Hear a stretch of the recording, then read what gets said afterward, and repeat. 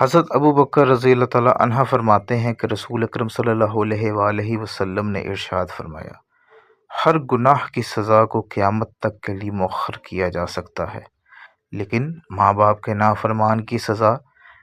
اس کے مرنے سے پہلے ہی شروع ہو جاتی ہے۔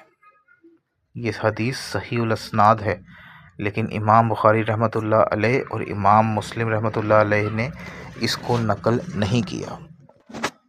حضرت عبد الرحمن بن عوف رضی اللہ عنہ بیان کرتے ہیں کہ رسول اکرم صلی اللہ علیہ وآلہ وسلم نے ارشاد فرمایا،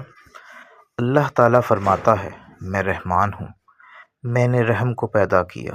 اور اپنے نام سے اس کا نام رکھا، لہذا جس نے اس کو ملا دیا میں اس سے ملوں گا، اور جس نے اس کو توڑا میں اس کو اپنی رحمت سے دور کر دوں گا۔ یہ ابو رداد لیثی ہیں، انہوں نے اس اسناد میں سفیان بن عیینہ کا، محمد بن ابی عتیق کا، شعیب بن ابی حمزہ کا اور سفیان بن حسین کا اضافہ کیا ہے۔ حضرت ابو ہریرہ رضی اللہ عنہ فرماتے ہیں، میں نے عرض کیا، یا رسول اللہ، میں جب آپ کا دیدار کر لیتا ہوں تو میرے دل کو قرار آ جاتا ہے، میری آنکھیں ٹھنڈی ہو جاتی ہیں، آپ مجھے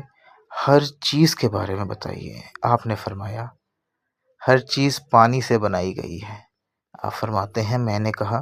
مجھے کوئی ایسا کام بتا دیجئے کہ اگر میں اس پر عمل کروں تو جنت میں جاؤں۔ آپ صلی اللہ علیہ وآلہ وسلم نے فرمایا، سلام کو عام کرو، کھانا کھلاؤ، صلہ رحمی کرو، رات کے جس پہر میں لوگ سو رہے ہوتے ہیں اس وقت عبادت کیا کرو،